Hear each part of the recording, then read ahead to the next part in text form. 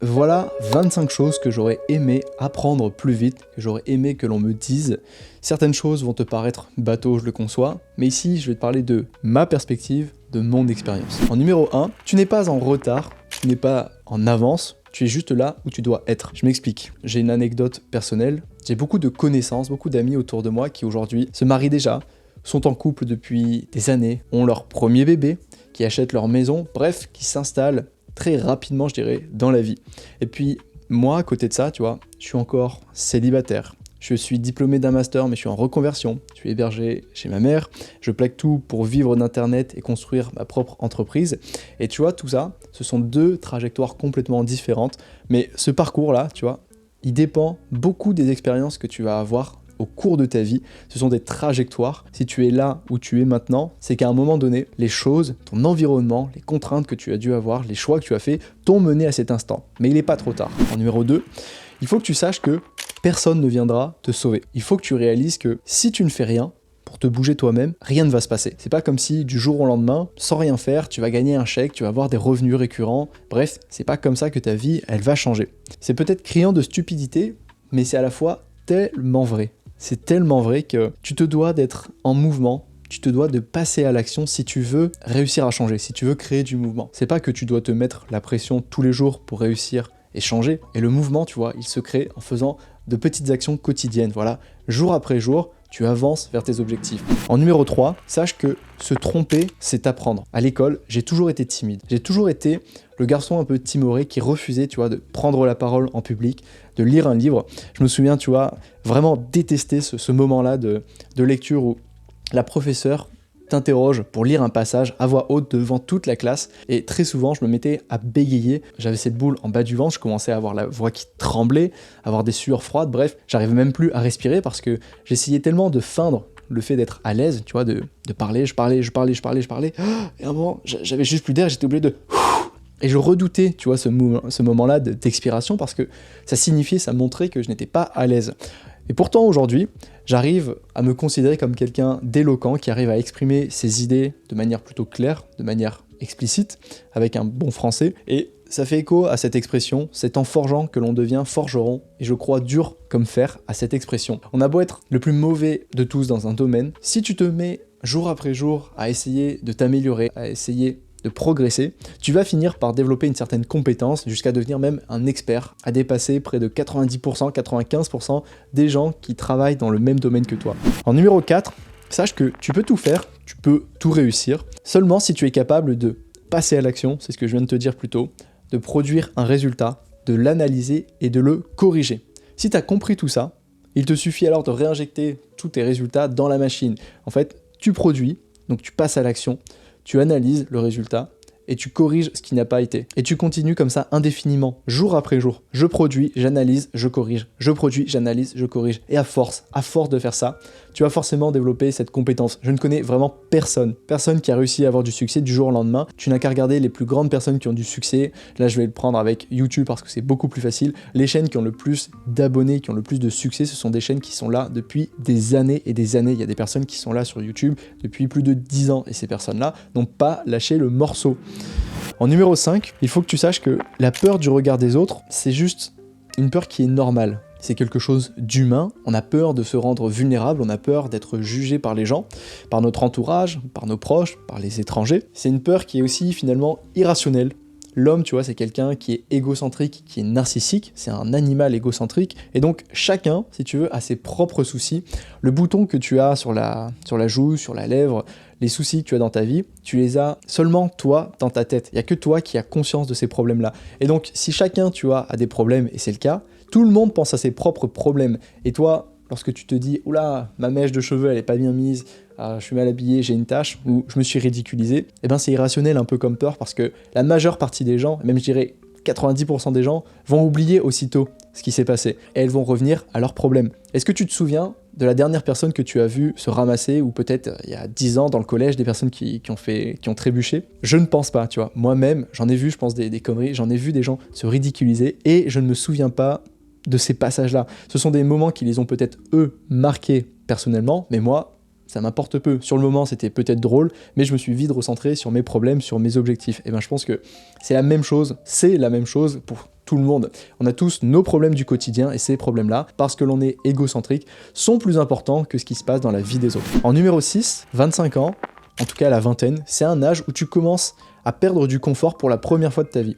Pour la première fois de ta vie, tu ne vas plus en additionnant du confort, mais c'est la première fois où tu vas commencer à perdre du confort. Là, je fais écho à ce que Grégoire Dossier développait dans l'une de ses vidéos qui était similaire à la mienne. En fait, il se faisait une réflexion sur sa propre vingtaine, et je suis complètement d'accord avec lui. C'est le moment, la vingtaine, où tu commences à perdre des choses. Quand tu étais jeune, on te donnait tes vêtements, on te donnait ta nourriture, on te donnait un toit, et lorsque à la vingtaine, tu as terminé tes études, tu dois quitter le nid familial, c'est le moment où tu vas commencer à prendre des responsabilités. Tu vas avoir un salaire, tu vas payer tes impôts, tu dois te loger, tu dois t'habiller, tu dois manger.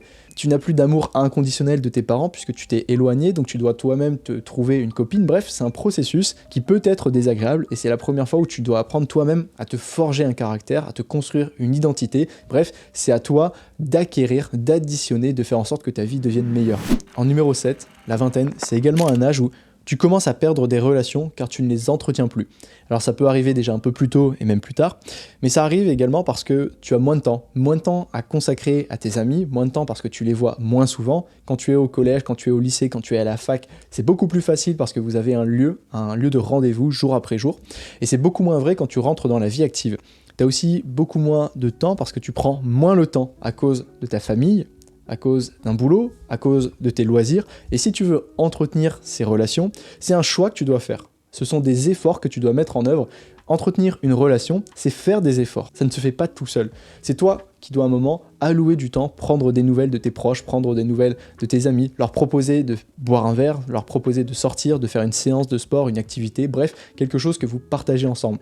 Et une des choses les plus faciles à mettre en place, c'est à chaque fois que tu fais une activité, à chaque fois que tu vas sortir, propose cette activité à un de tes amis. Au pire, il te dira non. Au mieux, vous allez pouvoir échanger 5 minutes. En numéro 8, essaye de prendre soin de ton corps. Ce n'est pas même essaye, c'est tu dois prendre soin de ton corps. Pratique une activité physique. Tu vois, ça c'est super important. Je vais pas revenir sur les bienfaits du sport. Je pense que tout le monde te bassine déjà assez avec ça. Je pense que tu comprends vraiment l'intérêt. C'est beaucoup plus profond que juste pratiquer 30 minutes d'activité. Il y a tout ce qui est hormones, synthèse, être bien dans son corps, être bien dans sa tête. Si tu te focuses plutôt sur pratiquer un sport que tu aimes plutôt que celui qui te fait perdre le plus de calories, tu as plus de chances déjà de le maintenir dans le temps parce que tu fais tout simplement quelque chose qui te motive, quelque chose que tu aimes, et il faut pas pratiquer un sport pour dire de pratiquer un sport, mais le pratiquer parce que tu éprouves du plaisir, tu éprouves du bonheur. Ne sous-estime pas non plus la mobilité, la souplesse. Ton corps, il vieillit, et ce qui le fait vieillir avant tout, c'est le fait de perdre de la mobilité, de l'amplitude de mouvement. Tu vois, à rester sédentaire, à passer la moitié de tes journées assis sur une chaise, soit parce que tu es en cours, soit parce que tu es au boulot, soit parce que tu regardes la télé, tu regardes ton ordinateur. Il faut que tu bouges ton corps, c'est une formidable machine, mais si tu ne l'exerces pas, si tu ne vas pas le sortir, tu risques d'avoir des problèmes plus tard. En numéro 8, il faut que tu prennes attention à ce que tu manges. C'est bête, mais tu es littéralement ce que tu manges. Ton ventre, ton estomac, c'est un peu ton second cerveau. Il est en lien directement, l'humeur, ton microbiote, tes intestins, ce que tu manges, détermine un petit peu ton état d'âme, tes hormones, et donc tes humeurs, et également ta vie, elle est un petit peu dirigée par ça. Si tu commences à manger n'importe quoi, tu vois, de la merde, des fast-food, des junk-food, tout ça, toutes ces choses-là, tous ces produits transformés, ça va avoir une répercussion directe sur ton microbiote. C'est pas pour rien, par exemple, je te prends un exemple, si tu manges par exemple beaucoup de carottes, tu n'es pas sans savoir que dans la carotte, il y a la bêta-carotène, c'est ce qui te rend orange, ta peau va littéralement devenir orange. Donc ce que tu manges, ton corps, littéralement, il va l'absorber. Donc fais attention, sois attentif à ce que tu manges. J'ai fait le choix, moi, il y a très peu de temps, je dirais il y a quelques mois seulement, c'est assez tard, mais mieux vaut tard que jamais pour changer, devenir meilleur, de consommer un maximum de produits bio. Je le fais pas toujours, mais maintenant, j'estime que ce qui rentre dans ma bouche, ce qui rentre dans mon corps, c'est tout aussi important que n'importe quel autre aspect de ma vie, notamment la santé. Et donc là, on parle de la santé avec l'alimentation. Quand tu as bien compris ça, payer un petit peu plus cher, et des fois ce n'est pas vrai, ce n'est pas plus cher que de consommer des produits classiques, mais même si c'est un petit peu plus cher, je dirais que c'est un peu le prix de ta santé, et il n'y a pas de problème pour moi, je suis d'accord de payer ce prix. Leçon numéro 10, sois également sélectif dans ce que tu consommes avec les réseaux sociaux. De la même manière que tu fais attention à ce que tu viens mettre dans ta bouche, dans tes intestins, à ce que tu consommes, fais attention à ce que tu mets dans ta tête. Les réseaux sociaux, c'est une merveilleuse invention, il n'y a pas de problème, mais c'est également un danger pour ton cerveau. Ça peut être un danger pour ton estime de soi, puisque en fait tu ne fais que te comparer. C'est une comparaison du haut vers le bas, donc une comparaison qui est malsaine. Tu vas développer des manques de l'attention, puisque à force d'être surstimulé, tu vas plus être capable de revenir sur Terre, de poser les pieds sur Terre et de te concentrer 5 minutes, 10 minutes, 1 heure sur une activité normale. Tout ça parce que cela dérègle ton circuit de récompense. À force de scroller, d'avoir un nouveau contenu toutes les 10 secondes, ton circuit de récompense, de dopamine, il est un petit peu biaisé. En fait, tu es en train de le flinguer clairement. Et donc, passer sur de simples tâches, ça va te sembler chiant, tu ne vas plus être capable de les faire. Et ça dérègle également tes hormones, notamment de la mélatonine si tu fais ça le soir, et donc ça dérègle également ton rythme circadien, tu ne peux plus dormir correctement. Bref, c'est une saloperie, fais attention à ce que tu consommes. En numéro 11, en lien avec ce que je viens de dire, prends soin de ton sommeil. Le sommeil, c'est la vie. Arrête de le prendre à la légère, arrête de te coucher tard. Franchement, ça sert à rien. On est en train de scroller un peu bêtement pour satisfaire, je dirais, notre vie, et je comprends bien ce qui se passe. On se lève très tôt, on part directement au travail, à la fac, on revient, on est fatigué, on doit se mettre à travailler un tout petit peu. Il est 18h, 19h, si tu as une activité, moi je te donne mon quotidien. Je peux avoir une activité de club de 19h à 21h, je mange dans la foulée, 21h, je me douche, il est peut-être 22h, et en fait, j'ai rien fait de ma journée. J'ai pas pris du temps pour moi, et je sais que c'est tentant de vouloir prendre ce temps-là pour soi-même, et donc passer du temps à regarder des vidéos, à regarder la télé, à regarder les réseaux sociaux, mais en faisant ça, tu te couches, il va être facile, plus de minuit, et tu dérègles ton horloge biologique, ton rythme circadien. Et le problème avec tout ça, c'est que pour passer une bonne journée, faut d'abord passer une bonne nuit. Et donc je vais te donner quelques classiques, quelques informations. Tu peux tout simplement plonger ta chambre dans le noir complet, pas de veilleuse, pas de lumière, rien. Essaye de baisser la température en ouvrant la fenêtre, moi c'est ce que je fais à titre personnel. Arrête les shots de dopamine 1 heure avant, essaye de fermer les écrans, essaye de passer du temps avec ta famille, ta copine, ton copain, essaye de lire peut-être, et évite aussi de manger et de faire du sport 1 heure avant d'aller te coucher. Ça va trop t'exciter, tu vas passer un sommeil plus agité. Bref, le sommeil, c'est vraiment important. Numéro 12, prends soin aussi de ta beauté. Alors ça peut paraître superficiel, mais je m'explique. Aujourd'hui, c'est tellement important de prendre soin de soi, je dirais d'être soigné. Le Pretty Privilege, c'est vraiment quelque chose qui existe. C'est ce qui va permettre plutôt aux personnes les plus belles d'obtenir les meilleurs rendez-vous, les meilleures opportunités. Ça va rendre les gens un petit peu plus tolérants, je dirais, plus gentils à ton égard. Bref, tu obtiens tout un effet de halo, on t'attribue des qualités peut-être que tu n'as pas, mais en tout cas des choses qui vont te servir toi, qui vont servir tes intérêts. Et donc, faire attention à sa beauté, je trouve que ça fait également partie de ces super habitudes, c'est-à-dire celles qui t'enveloppe dans un mouvement qui te donne une inertie pour développer d'autres habitudes, telles que celles qui te permettent de te coucher plus tôt en faisant attention à ton hygiène de sommeil, à ton hygiène de vie, sur la malbouffe que tu vas manger, parce que tu vas chercher à ne pas être gros, tu vas peut-être te mettre au sport pour avoir une meilleure apparence, et donc tu vas réduire également ton niveau de cortisol. Bref, il y a plein de choses à dire là-dessus, ça te sape par exemple ta testostérone, donc pour les hommes c'est vraiment terrible, c'est vraiment la pire chose que tu puisses faire, mais j'en reste là, je vais pas le développer. Leçon numéro 13, lis, je m'explique. Il y a des gens qui ont passé littéralement toute leur vie dédiés à un domaine, dédiés à un sujet, et qui ont synthétisé toute cette connaissance, tout leur savoir en un seul bouquin. Et je trouve qu'on vit à une merveilleuse époque parce que tout ce savoir, il est maintenant synthétisé dans un seul bouquin que tu peux acheter en ligne pour 20 balles. C'est-à-dire que tu vas sur Amazon, tu viens faire un clic, et le lendemain, il y a un livreur qui va te le donner. Donc t'imagines, il y a un gars qui a passé 40 ans de sa vie sur un domaine, tu viens sur internet, tu cliques, le lendemain, tu as ce savoir synthétisé. On ne devrait pas se priver. Essaye d'intégrer la lecture dans ton quotidien, une fois par mois, essaye de lire un bouquin. C'est vraiment quelque chose qui, sur du long terme, va payer grâce aux effets cumulés, aux intérêts composés, grâce aux petites actions que tu vas mettre en place jour après jour. Leçon numéro 14, n'aie pas peur de te former. Quand je te dis de te former, c'est de te former de manière large à n'importe quel sujet.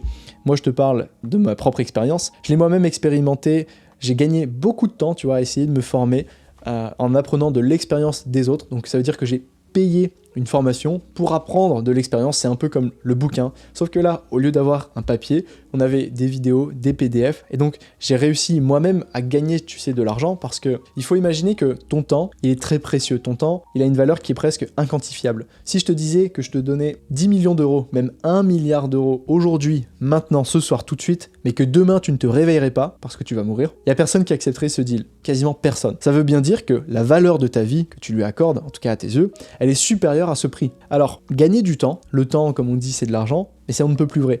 Si tu investis Pour apprendre une compétence qu'une personne a mis des années, des décennies, toute une vie entière à maîtriser, eh bien, c'est toute cette expérience, tout ce savoir, tout ce temps que tu vas économiser. Et grâce à cette nouvelle compétence, tu vas pouvoir développer toi-même de nouveaux business, de nouvelles idées, de nouveaux revenus, et tu vas pouvoir rentabiliser cet argent que tu as investi qui finalement est du temps que tu t'es acheté. La leçon numéro 15, documente ce que tu fais. Alors ça, cette leçon, je la tire du bouquin Show Your Work d'Austin Kleon. Ça pourrait en fait toujours être quelque chose qui va te servir. Il faut savoir que ce soit au niveau professionnel ou personnel. Au niveau professionnel, ça va représenter un portfolio de voilà tes compétences que tu es capable de faire, ce que tu maîtrises. Tu vas démontrer aux gens que tu es un expert dans un certain domaine. Au niveau personnel, c'est une expérience, toi, qui va te permettre de prendre du recul, de créer également des souvenirs de ta vie, et ça va également multiplier tes chances de réussite dans la vie. À force de t'exposer, de montrer ce que tu fais, il y a des gens qui vont forcément être intéressés par ce que tu fais. Il y a des gens qui vont être curieux parce que tes vidéos, elles vont trouver le public qu'elles méritent. Et donc, tu vas te créer toi-même des opportunités. Et à partir de ce moment-là, ces opportunités que tu t'es créées, il n'y aura plus qu'à les saisir de branche en branche, d'opportunité en opportunité, jusqu'à ce que ça t'amène une véritable chance de réussir dans l'un de tes domaines, celui qui te fait plaisir. En numéro 16, pratique le balécouillisme. C'est-à-dire que arrête de penser à ce que les gens vont penser de toi. C'est facile à dire, je suis d'accord, c'est plus dur à faire dans la réalité, mais le regard des autres, il ne doit pas t'influencer, il ne doit pas influencer tes actions, parce que sinon, jamais tu pourras réaliser, jamais tu ne pourras faire ce qui te tient réellement à cœur. Jamais tu ne pourras entreprendre ce projet, faire cette vidéo, faire ce voyage, bref, suivre ta voie, faire ce qui te fait vibrer. Bien sûr que tu vas recevoir des critiques, mais ça c'est normal. C'est le lot de chacun. Les personnes dans la vie, il y en a, et c'est comme ça, elles ont besoin de critiquer les autres pour les rabaisser, pour elles-mêmes se sentir meilleures. Mais ça ne veut pas dire qu'elles ont raison et que toi tu es en tort. Au contraire, c'est toi qui crée du mouvement, c'est toi qui avance vers tes objectifs. Et rien que pour ça, ça ne sert à rien de s'attarder sur ces résultats, ça ne sert à rien de s'attarder sur ces critiques. Leçon numéro 17. La meilleure preuve d'amour que tu puisses faire envers toi-même, c'est la discipline.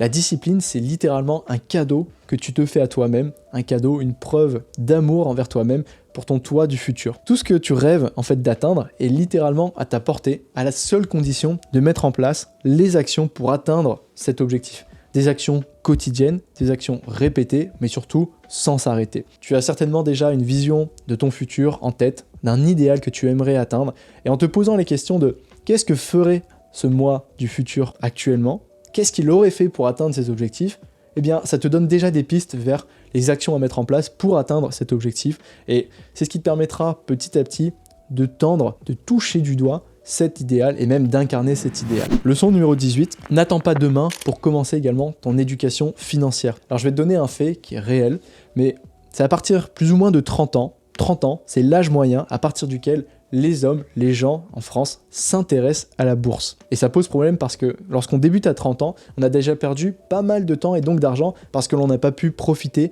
de l'effet des intérêts composés. Alors, la seule solution que j'ai à te dire là maintenant, c'est de commencer le plus tôt possible. Si tu fais ça, tu vas ouvrir une porte immense, mais tu ne le regretteras jamais. Le seul regret que tu auras, je t'assure, ce sera de ne pas avoir commencé plus tôt. Leçon numéro 19, 1 vaut mieux que 0. Ça, c'est une expression, une phrase que j'ai tirée de Fabien Olicard. Je t'explique. On sous-estime souvent en fait toujours l'impact et la puissance des petites actions répétées. Je sais que c'est un fil conducteur de cette vidéo, mais c'est criant de vérité. Lorsqu'on cherche à accomplir nos rêves, ça demande beaucoup d'énergie et surtout, ça demande... il y a un énorme gap, si tu veux, entre ta situation actuelle et le rêve que tu cherches à atteindre. La solution que j'ai réussi à mettre en place pour avancer vers mes objectifs, c'est d'en faire un peu tous les jours et de me dire que 1 vaut mieux que 0. Ça, c'est un fait, un argument qui est irréfutable. Par exemple, tu vois, moi, ce que j'aime bien faire, c'est écrire sur un petit post-it. Donc souvent, j'ai ces feuilles-là. Je prends mon stylo et je viens écrire 2-3 choses importantes, les plus importantes à faire dans la journée, ainsi que 5 petites actions qui me prendront moins de 2 minutes par jour. Je l'ai juste devant moi, avec les vidéos que je devais tourner, les petites actions que j'avais à faire, et ça, je vais le faire quotidiennement avec un grand but qui est de tendre vers mes objectifs. Leçon numéro 20, donne-toi justement des objectifs. Par principe, ça te permet en fait d'avancer concrètement vers tes objectifs, vers ce que tu souhaites profondément. Ça te permet également de faire le point sur l'avancement de tes projets, où est-ce que tu en es dans ton process, donc de prendre du recul. Ça te permet également de te motiver à moyen terme, de savoir ce que tu dois faire. Moi, par exemple, de mois en mois, j'aime bien, tu vois, me mettre des objectifs en me disant, ce mois-ci, il faut que je fasse ça, il faut que j'atteigne cette chose-là. Ça va te demander, toi, une certaine clarté dans ta vision, en te disant, mon but à long terme, d'ici 1 an, est d'atteindre, je ne sais pas, une liberté financière. Le but ce mois-ci va être de créer ma liste d'emails, de créer mon site internet, d'avoir mes premiers revenus, etc., etc. Que tu aies atteint l'objectif ou non que tu t'étais fixé, là n'est pas l'important. Ce qui est important, c'est d'en tirer des leçons. Si ça a fonctionné, super, tu peux continuer. Si ça n'a pas fonctionné, il suffit toi de revenir en arrière et d'essayer de comprendre ce qui n'a pas fonctionné, en tout cas d'ajuster ta lanterne pour être un petit peu plus précis et plus percutant la fois prochaine. Leçon numéro 21. Ce qui compte le plus, c'est bien plus aujourd'hui que demain. Je m'explique. Il y a vraiment une dualité entre faire un effort aujourd'hui et faire un effort pour mieux vivre demain. Le problème avec tout ça, c'est qu'on tombe vite dans une routine où on se dit « je vais travailler pour dans 10 ans, 20 ans, 30 ans » et on oublie complètement ce qui se passe aujourd'hui. Parce qu'on oublie que peut-être que demain sera le dernier jour. Et si 30 ans n'arrivait pas? Si 30 ans, ça n'arrivait jamais, même 20 ans, même 10 ans, même 5 ans. C'est pour ça que je me suis dit, une des solutions à appliquer pour résoudre ce problème, ça va être la règle des 30% de ce que je fais, c'est pour le maintenant, pour le présent, pour aujourd'hui, et 70% de ce que je fais, c'est pour demain, c'est pour construire mon futur. Leçon numéro 22, apprendre à te taire et à écouter les autres. Celui qui parle toujours, il ne peut pas entendre ce que l'autre a à lui apprendre. Développer cette capacité d'écoute, c'est une vraie compétence sociale que tu te dois de maîtriser. Ne serait-ce que pour avoir de meilleures relations avec ta famille, tes amis, ou bien même des relations pro. Tout ça, pour te donner un exemple, ça va te permettre, toi, tu vois, de développer une certaine intelligence sociale, de résoudre des problèmes que tu as identifiés sans même que la personne les verbalise. Leçon numéro 23, prends les critiques pour ce qu'elles sont, c'est-à-dire de simples remarques qui proviennent d'un point de vue extérieur au tien. Alors on est d'accord, toutes les critiques ne sont pas bonnes à prendre, il faut les prendre à partir du moment où elles sont constructives. Ça te demande d'oublier et de mettre surtout de côté ton ego, mais également de prendre du recul sur la situation, de ne pas te sentir attaqué, et ça te permet en fait d'avancer plus vite sur tes projets. Et ça c'est génial, c'est pour ça qu'il est important de ne pas être susceptible et d'accepter la critique. Leçon numéro 24, cultive ta curiosité. Émerveille-toi d'un rien, essaye de retomber en enfance, intéresse-toi sincèrement aux autres, aux choses, et ils te le rendront au centuple, tu verras. On ne sait jamais en fait de quoi sera fait demain, et une simple rencontre peut tout changer. Si tu t'intéresses sincèrement aux gens, que tu leur témoignes de l'attention, que tu leur fais peut-être des cadeaux, leur rends des services, mais sans rien attendre en retour, tu verras que en apprenant à donner, tu vas pouvoir recevoir. Et ça marche vraiment de cette manière. On ne demande pas sans avoir donné. Il faut d'abord donner pour ensuite recevoir. Leçon numéro 25, ton environnement, il est plus fort que ta motivation. Je vais te donner un exemple avec celui de la perte de poids. Prends cette première personne qu'on appelle Michel. Michel, il garde ses gâteaux, ses pâtisseries dans son salon, et par exemple des extras, des Kellogg's, des Krusli, du Milka, des Suchard, enfin bref, des chips, tout, de la malbouffe. Et à cause de ça, puisqu'il laisse tout ça dans son salon, à vue, à portée de main, eh bien il finit inexorablement par en manger. Prends maintenant Corentin, personne B, qui lui a retiré toutes ses tentations de son salon. Bref, il a retiré littéralement toutes les tentations possibles et imaginables. Et grâce à ça, eh ben, il va jamais être tenté par prendre un bonbon, manger un carambar, manger un Kinder Bueno. Et si au contraire, autour de lui, de son environnement, se trouve une pomme, des oranges, des fruits, bref, des aliments sains, il va pouvoir combler cette faim par ces aliments sains. Et donc, rien que par le fait de remplacer son environnement, sans avoir la motivation de perdre du poids, il va se mettre à perdre du poids car il va créer un déficit entre ces aliments qui sont très caloriques, hyper caloriques, avec des aliments juste sains, classiques, normaux. Il va se créer un déficit qui lui permettra de perdre du poids. La motivation, c'est très bien pour commencer, mais sur du long terme, ta volonté à un moment, elle va céder. On est tous des humains, faut arrêter avec ça. L'environnement aura toujours raison de toi. Leçon numéro 26, cette fois-ci c'est un bonus que je viens d'apprendre il n'y a pas si longtemps que ça. Apprends à te remettre en question, à prendre du recul pour mieux comprendre les choses. C'est quelque chose que j'ai beaucoup appliqué dernièrement. L'idée est d'en tirer des leçons, de tirer des leçons de toutes nos expériences, aussi bien bonnes comme mauvaises, que ce soit de nos échecs ou bien de nos réussites. Le but dans tout ça, en tout cas c'est le mien, c'est de devenir de manière globale, d'une manière holistique dans tous les domaines de ma vie, une meilleure personne. Et je vais te donner un exemple personnel, notamment sur ma vie privée, avec la récente rupture que j'ai vécue entre moi et ma copine. Honnêtement, c'est la première fois que ça se termine si mal avec l'une de mes copines. Pour tout te dire, ça s'est terminé comme ça. Elle ne veut plus me parler concrètement aujourd'hui. Elle m'a plusieurs fois insulté par message. Ça, je lui en tiens pas rigueur, c'est sous le coup des émotions. Bref, ça n'allait pas. C'est là où je me suis demandé pourquoi. Pourquoi est-ce que ça avait cassé? Pourquoi ça avait pété? J'ai vraiment eu cette volonté de comprendre et d'apprendre de mes erreurs. Quels étaient mes torts? Qu'est-ce que j'avais fait de travers? Et la réponse est venue après une longue introspection et je t'encourage vivement à le faire. Et donc voilà les réponses et les leçons que j'en ai tirées. En fait, j'ai tellement été honnête et transparent et même sûr de mes sentiments envers elle que j'en ai complètement minimiser les siens. Ce que je veux dire par là, c'est que j'ai profondément manqué d'empathie à son égard, et à cause de ça, j'ai pas su la rassurer quant à ses problèmes personnels de manque de confiance en soi, donc elle n'avait pas confiance en elle, et également ses problèmes d'insécurité vis-à-vis de moi-même. J'étais tellement sûr de mes sentiments, j'étais tellement sûr que tout allait bien se passer parce que j'avais comme des œillères, la fidélité, c'est un de mes principes, ça fait partie de moi, ça fait partie de mes valeurs, et c'était tellement ancré en moi que je me suis pas mis à sa place, et je me suis pas dit qu'elle-même pouvait douter, elle-même pouvait avoir peur. Et je pense sincèrement que c'est ce qui a allumé la mèche, c'est à cause de cette dissonance entre nous deux. Le résultat, ça a été la rupture entre nous deux. Alors évidemment, ça a été dur, parce que j'ai pas trouvé ça légitime, ça ne s'est pas fait comme j'aurais aimé que ça se produise, c'est-à-dire dans le respect, la communication. Finalement, la communication, ça a été le plus gros problème entre nous, notamment par message, en essayant d'être courtois, parce qu'il y avait des sentiments en jeu dans ces messages. Je dirais que c'est également de ma faute, il n'y a pas de problème, mais elle n'a pas réussi à garder son sang-froid. Ça a toujours été ce processus de surenchère jusqu'à péter.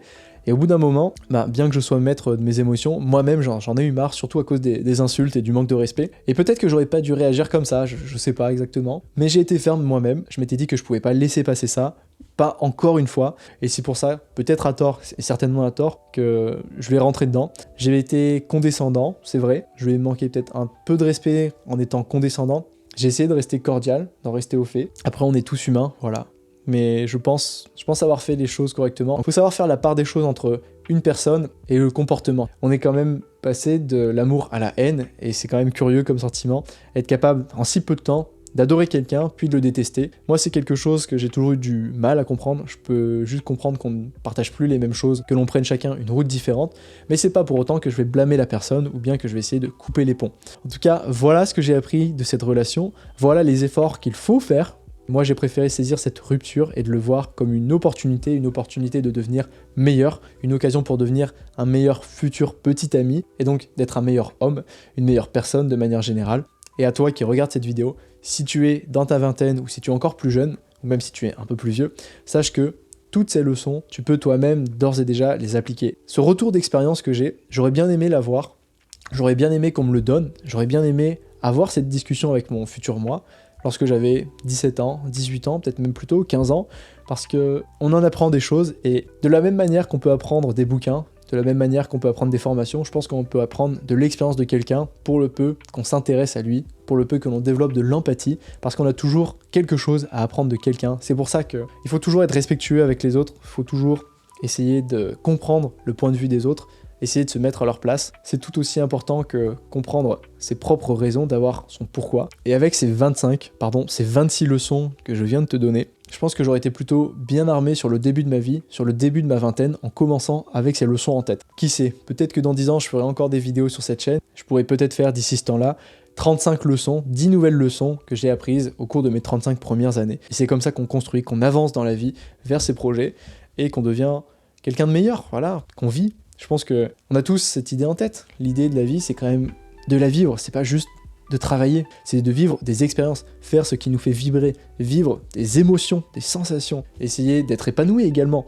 Je pense qu'on cherche tous à atteindre cet objectif.